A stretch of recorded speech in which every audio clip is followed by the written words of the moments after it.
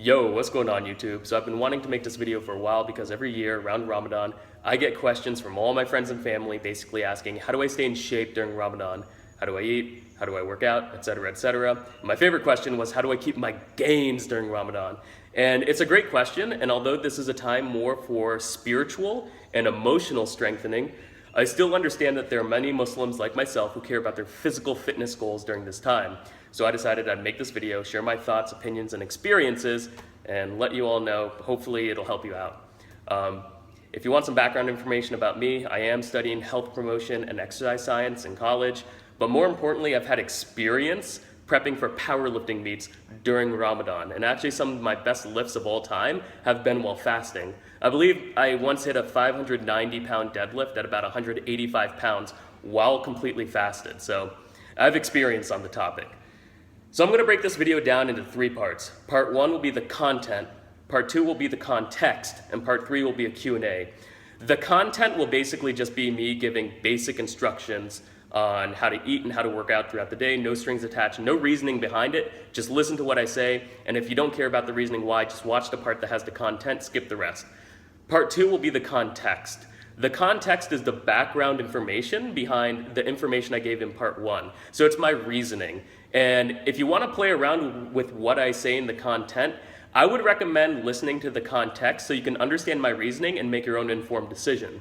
And then part 3, self-explanatory Q&A. I have some questions on my computer from a Facebook post. I'm going to try to answer as fast as possible. So for the content. When you wake up, for suhoor or sehri, depending on how you pronounce it, I would recommend emphasizing 3 main nutrients: fat, fiber, protein. Those are the 3 nutrients you want to emphasize during this time. So some meal examples would be, if you're vegan, you could eat nuts and seeds and vegetables. It's a great option. Maybe throw in a protein supplement if you don't feel like you're getting enough. I don't think that's necessary. Tofu is another great food option during this time. I'm a fan of tofu stir fry. If you're vegetarian, a vegetable omelet is a fantastic option. I think it's one of the best things you can eat during this time.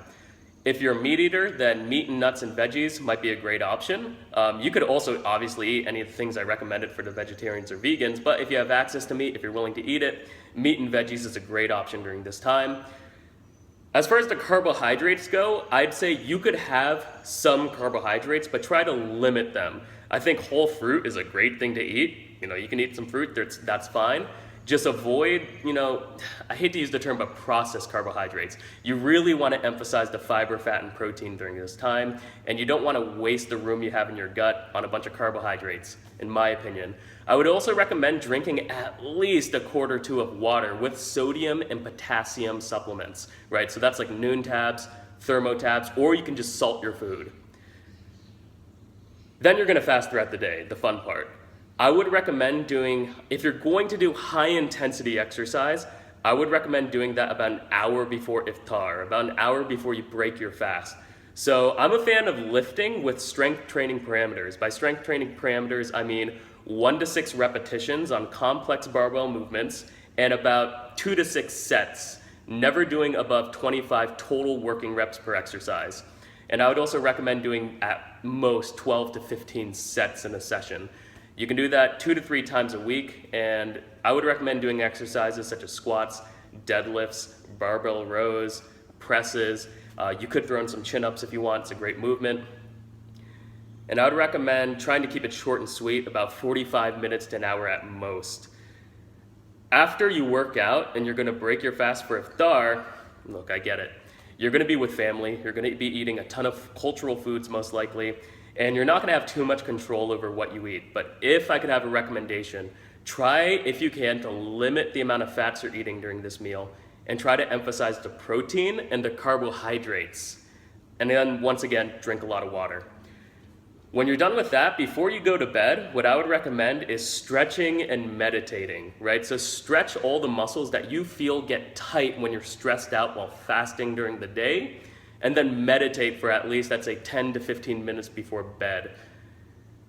If you're going to do low intensity cardio, that's the one thing I left out. For low intensity exercise, there's a couple different ways you could do this. You could do it before your morning meal, which is when I prefer to do it because I get to replenish myself with water while I'm doing it. So you wake up about an hour, maybe a half hour before suhoor, and you do your low intensity cardio, 20 to 30 minutes, 2 to 3 times a week. Or if you wanted, you could put it in place of the high intensity exercise on some days. If you're only doing high intensity 2 to 3 times a week, on the other 2 to 3 days, you could do low intensity exercise. So that's the content, right? Bare basic instructions. Wake up, maybe do some cardio, fat, fiber, protein for breakfast with electrolytes in your water, fast throughout the day, high intensity exercise about an hour before you break your fast, and then once you break your fast, emphasize carbohydrates and protein and try to limit the fat if you can. Now for the context. The reasoning I have behind that fat, fiber, and protein breakfast is that it's slow digesting and it's going to keep you satiated for a while. The issue that I've had with high carbohydrate meals in the morning is that they're not satiating, my blood sugar goes out of whack.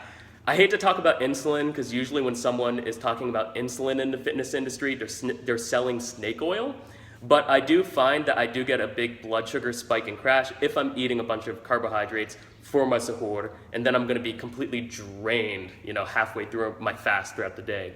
So when you do that fat, fiber, and protein breakfast, slow digesting, it's going to keep you full for a while. In my experience, it keeps my blood sugar relatively stable, and I'm full throughout the day. You can eat some carbohydrates during this time, but it's just not the thing you're going to want to emphasize. So if you want to have some carbohydrates, go for it, especially fruits, things with fibers, things with micronutrients, go for it. Now, carbs aren't evil, insulin isn't evil. I would just recommend not emphasizing carbohydrates during this meal. The logic I have behind the high intensity exercise before you break your fast is that it's going to deplete your glycogen. And if there's any time you're going to deplete your glycogen, it's probably a good idea to do it right before you break your fast with a lot of carbohydrates. When you eat so many carbs during iftar, your blood sugar is going to go through the roof. And if you deplete your glycogen with high intensity exercise beforehand, that's probably a good idea just because you're going to be able to utilize those carbohydrates during that meal a little better.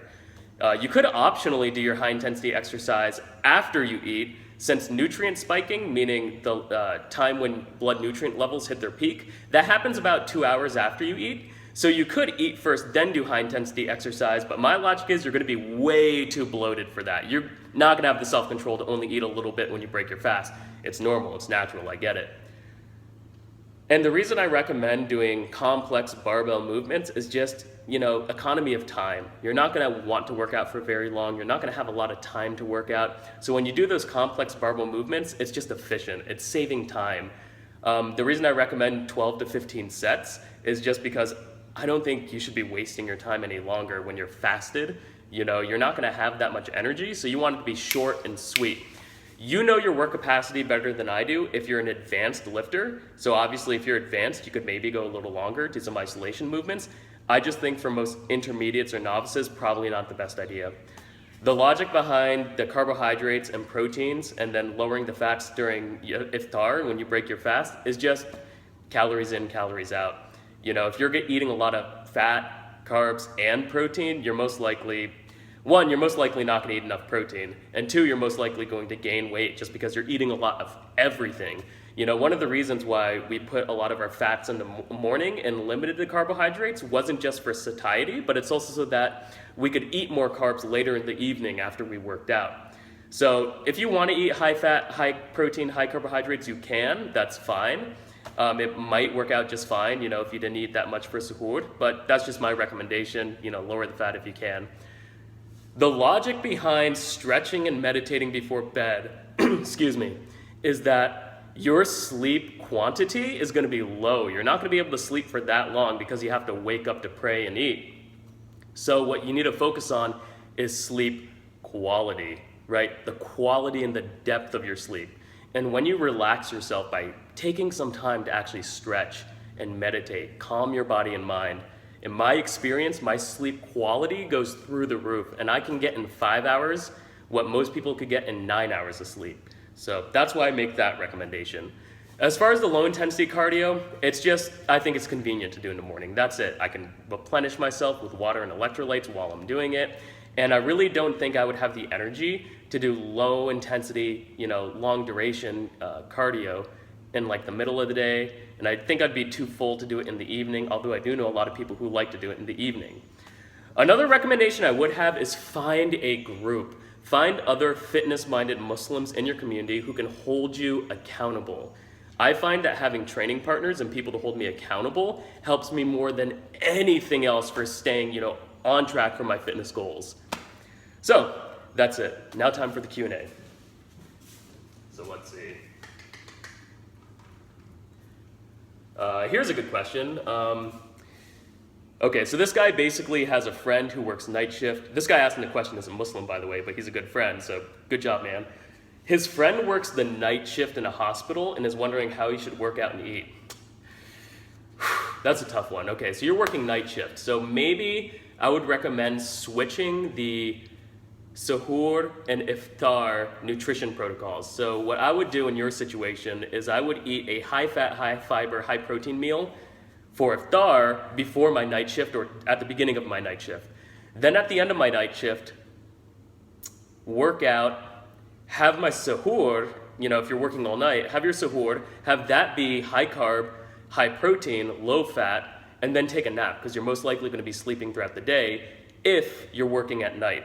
So that would be my recommendation. Just switch around, the protocols I gave you from AM to PM, and you should be fine. From my boy Faris, his gym is only open from a very specific time during the day. It's basically only open midday, and he's asking, what should I do? Okay, Faris, you should switch gyms, flat out. There's so many 24/7 gyms out there that, in my opinion, there's no reason to go to a gym that's only open during those times. So if you can switch gyms, to follow my advice. If you can't switch gyms, what I would recommend is maybe work out earlier in the day, during that early midday. But what I would recommend is split up the high intensity workouts rather than doing it 2 to 3 times a week, do it 4 times a week, but really shorten the duration. So instead of doing, say, 4 to 5 exercises, 12 to 15 sets, maybe do 2 or 3 exercises and like 6 to 8 reps. Shorten up the workouts, but do them more frequently. So say if on one day you planned on doing squats, bench, deadlifts, and rows, right? That was your one workout, and then you're gonna do another workout later in the week that was squat, deadlifts, chin-ups, and presses, something like that.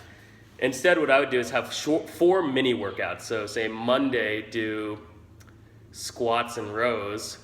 Wednesday, do deadlifts and chin-ups. And then Thursday, you could probably do squats and rows again.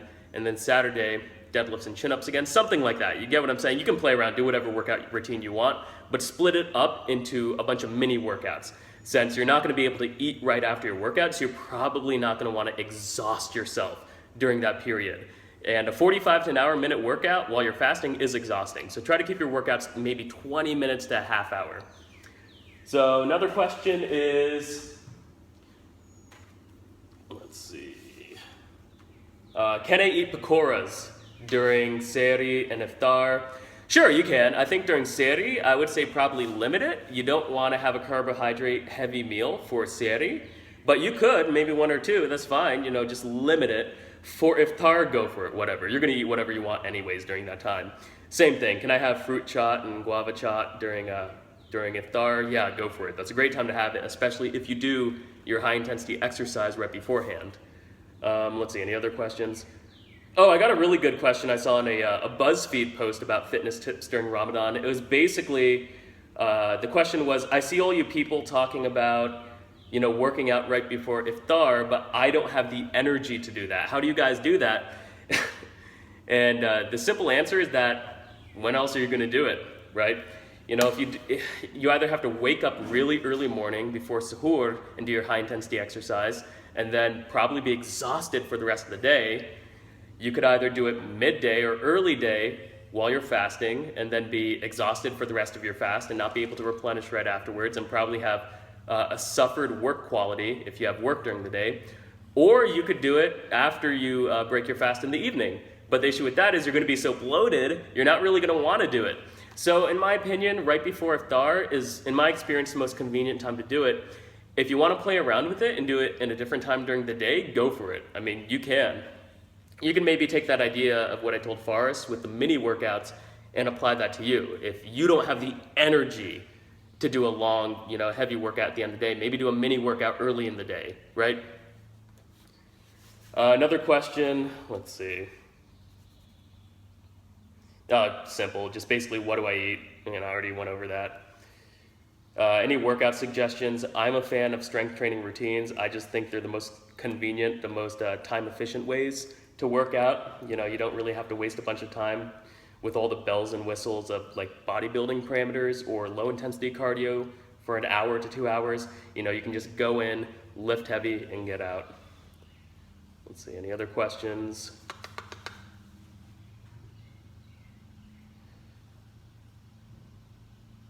Who is Ramadan? I don't know, but I heard he's pretty fast, so watch out for him.